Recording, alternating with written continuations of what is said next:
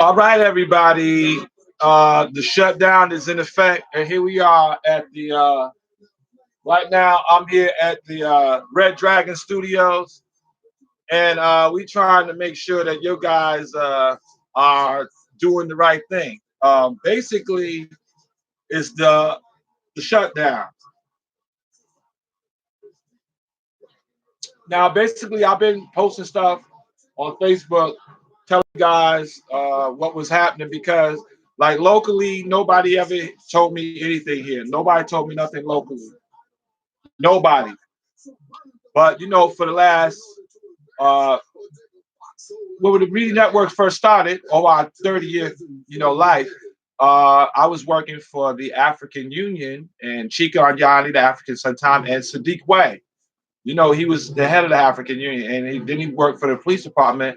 So I've been getting a lot of my information from the embassies out of Washington D.C. And one of the things that they told me, like 2 weeks ago, was that there was going to be a shutdown of everything. And I told a couple of people, they listened and they got supplies and everything. And I guess a lot of insiders told people that they needed to actually get supplies and all this other stuff.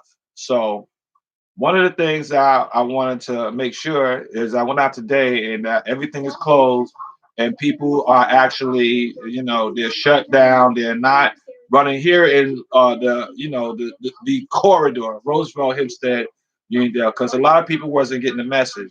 But the reason why you have to make sure that you go along with the shutdown and do the social distancing because when the Ebola epidemic broke out in Nigeria, Sierra Leone, and Ghana, they had to quarantine people. They had to sterilize everything and they had to quarantine. So if you don't quarantine, this thing is going to go on and on and on.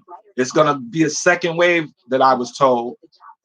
And that second wave is going to actually go into September if people don't quarantine. So you have to quarantine people, and that's nationwide. I don't know why the president hasn't made a nationwide lockdown, but that's what we need to happen. So this is my first time going live.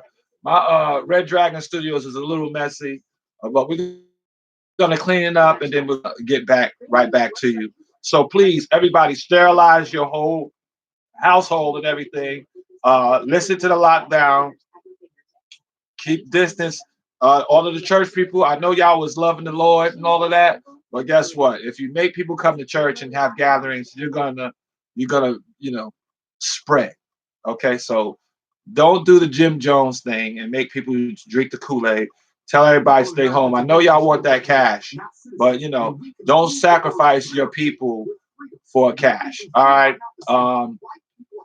The police, okay, the police are backing up. They are not coming out for the usual cause, only for break-ins, domestic violence, and for gunshots. So basically, we have to police ourselves now.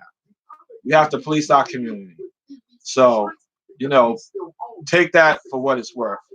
You have to protect your family, your life, and your property and your liberty by any means necessary. Okay, because you know we were trying to get them to stop and frisk. Now I guess stop and frisk has stopped. So what I would just say is be safe, do the quarantine. We should be able to get through this. Um, Donald Trump did close out the China situation, but he should have closed the airports to all European countries as well. And he should have also, from day one, stopped all of those incoming flights because that's how he got here. Okay, for all of those uh, individuals who were in Wuhan and jumped on those planes as soon as it happened.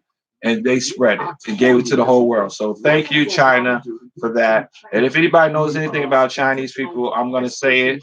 Chinese people don't like African Americans. We saw that with Gurley getting killed by an Asian officer. He was let go. He was convicted and he got no sentence. He got no time.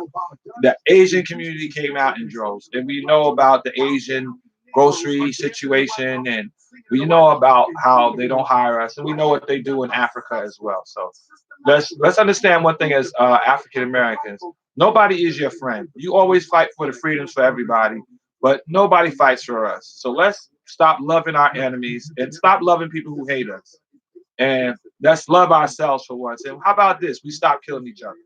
That'll be a good look because right now y'all can't kill each other either. So let's not be fools for loving our enemies. That is something that was taught to slaves to be obedient to their masters. And we're free people. We're a free country, and we don't have to love our enemies because we're not. So I'm gonna get off here, and I'm gonna come to you with Sadiq Y from the Sierra Leone Embassy. He is the ambassador, and he used to sponsor this show for years to keep you guys informed. So he's going to come to you, and just look out for that interview. And I'll try to announce it because all of this stuff is new to me. But I'm going to clean up this studio and get ready. And please, quarantine, quarantine, quarantine. Sanitize, sanitize, sanitize. Because, yeah, there's going to be a second wave by September, and we won't have the warm weather to get us out of this. We can get out of this in 30 days, but you all got to quarantine. All right?